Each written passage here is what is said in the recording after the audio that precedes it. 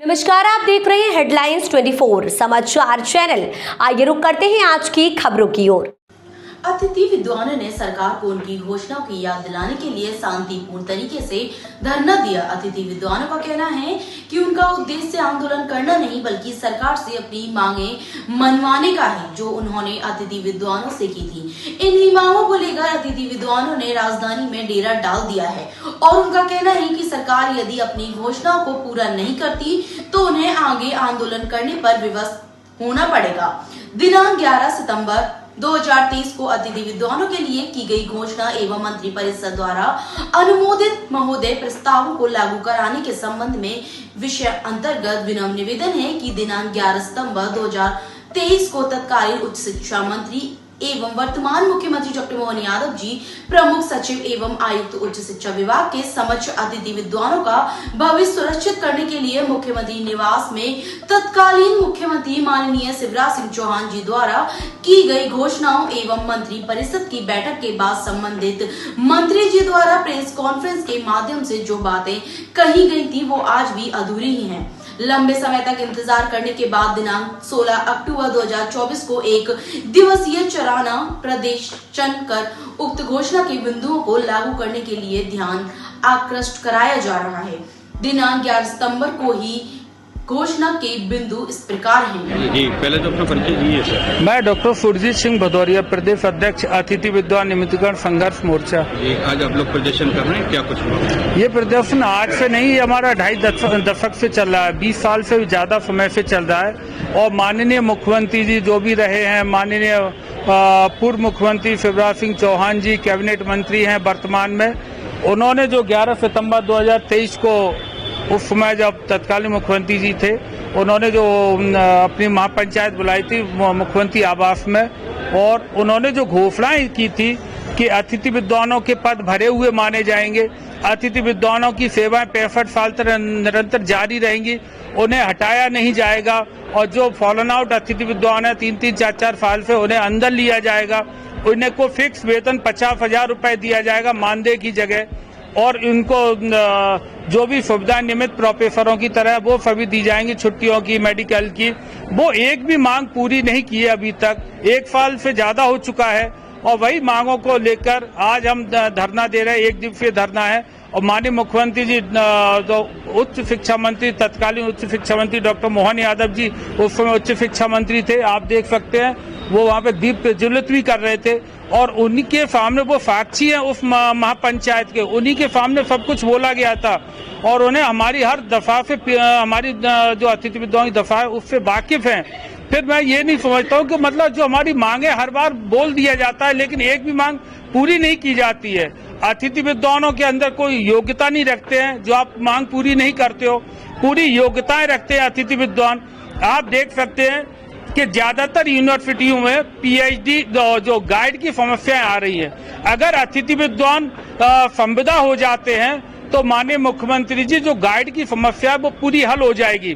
आप देख सकते हैं अभी जो ज्यादातर जो भर्तियां हो रही हैं वो अपनी योग्यताएं पूरी नहीं कर सकते। अतिथि विद्वानों के साथ वो यूजीसी योग्यताएं करते हैं और अनुभव रखते हैं 20-25 साल का, और एपीआई स्कोर रखते हैं, और जो मतलब जो अगर इनको संविदा कर दिया जाएगा, जो आपने बोला है, जो घोषणाएं की है, हर तरीके की समस्याएं बिल्कुल खत्म हो जाएंगी।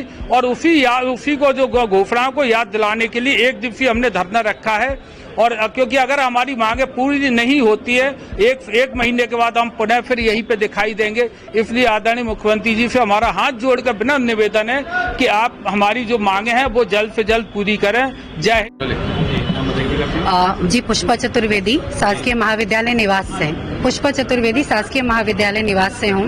हम लोग 1 दिन का ये धरना प्रदर्शन दे रहे हैं, और एक्चुअली ये धरना प्रदर्शन नहीं है, ये वचन याद दिला रहे हैं हम अपने माननीय शिवराज सिंह चौहान जी को, हमारे अभी तत्कालीन मुख्यमंत्री मोहन यादव जी को, क्योंकि जिस टाइम मैं ये वचन जो है 2019 से सुन रही हूँ, जब विपक्ष में बीजेपी थी, उसके बाद ये लोग चुनाव जीत करके आए और 2023 में 4 साल हम लोगों ने इतनी मेहनत की है और तब जाके हमें एक महापंचायत मिला। लेकिन महापंचायत सिर्फ झूठी घोषणाओं का हुआ।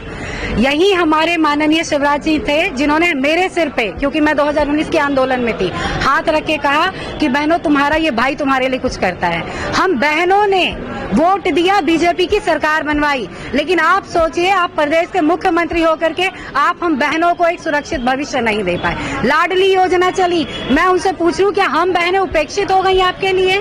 हमारे सिर पे हाथ रखा है तो हमारे प्रति क्या जिम्मेदारी नहीं है? मोहन यादव जी ने 2023 के आंदोलन में महापंचायत में कहा कि उच्च शिक्षा विभाग की रीढ़ है अतिथि विद्वान। फिर हम आपकी रीढ़ है तो हम इतने उपेक्षित क्यों महसूस करते हैं? नीतियों में कहीं कोई कमी नहीं है, जो भी कमी है सरकार की नियत में है। और मैं आते आते एक ट्वीट पढ़कर आ रही हूँ, मोदी जी के लिए कहीं लिखा हुआ था कि मोदी की रीत चली आई, कहे सो वचन एक न निभाई। मैं ये बीजेपी के लिए नहीं सुनना चाहती, क्योंकि मेरे कहीं ना कहीं रोल मॉडल मोदी जी हैं। और ईमानदारी की राजनीति करें, जो बोले वो कर गए। जो जिस टाइप की छल कपट की राजनीति करके 20 साल में मध्य प्रदेश को बंगाल बना गए, उच्च शिक्षा विभाग को तो छल कपट के माध्यम से बन के चले गए, ये अब नहीं चलेगा। ये मैं बता देता हूँ शिवराज जी को कि अगली बार हम एक जनमानस में हमसे सभी मानव बनते हैं। हम यदि आपके विरोध में ये बातें भर दें कि ये छल कपटी हैं, तो कोई आगे आने वाला आपके सामने खड़ा नहीं होगा। मैं आपकी इस नीति को उजागर कर दूंगा। इसलिए मेरा निवेदन है माननीय मुख्यमंत्री मोहन यादव जी से, हमारी जो पुरानी मांगे हैं, जो माननीय शिवराज सिंह ने कहा था, वो जल्दी से जल्दी पूरा। धन्यवाद। पालीनाव का पीजी कॉलेज बढ़ा, मैं विगत 2 वर्ष से पालीनाव की अभी तक हमको अंदर नहीं लिया। और पंचायत में घोषणा करी गई थी कि जितने भी पालीनाव के पहले उनको अंदर लिया जाएगा और सारी नीति निर्धारित की जाएगी। आज 2 वर्ष से मैं अपने परिवार के साथ 500 किलोमीटर खुद हाथ पे मेरे पिताजी हाथ, कल ही मैं उनको नरसिंहपुर से घर लेके और आज यहाँ हम 2 साल से कैसे भोग रहे हैं, क्या कर रहे हैं, कैसा कर रहे हैं, उनको मालूम नहीं। मुख्यमंत्री जी तो घोषणा करके चले गए। उधर आपके अधिकारी कहते हैं कि नेताओं का काम है घोषणा करना, अमल करना नहीं करना हमारा काम है। भैया हम जाएँ कहाँ? अभी हम व्यक्तिगत रूप से भी मिलने गए उच्च शिक्षा विभाग में, तो वहाँ पर ये कहे कि आप पनिशमेंट वाले हो। भैया हमने कौन सा अपराध कर दिया? 20-22 साल से हम नौकरी में हैं, हमने ऐसा कौन सा अपराध किया? कोई भी नीति बनती है, नवीन नीति, क्या वो पुराने लोगों पे लागू होती है? आपसे पूछना चाहता हूँ मीडिया के माध्यम से। पुराने लोगों पे लागू नहीं होती, नए लोगों पे लागू। मैंने इस व्यवस्था को 22 साल देखे पूरे, उसके बाद में 2 साल से घर बैठा हूँ, दर दर की ठोकरें खा रहा हूँ। कहाँ जाऊँगी? आपने जो घोषणा रखी उसमें हमको शामिल किया। धन्यवाद। फिलहाल के लिए इस खबर में इतना ही। बने रहे हेडलाइन 24 समाचार के साथ। नमस्कार। ऐसी खबरों में बने रहने के लिए हमारे चैनल को लाइक, सब्सक्राइब जरूर कीजिए।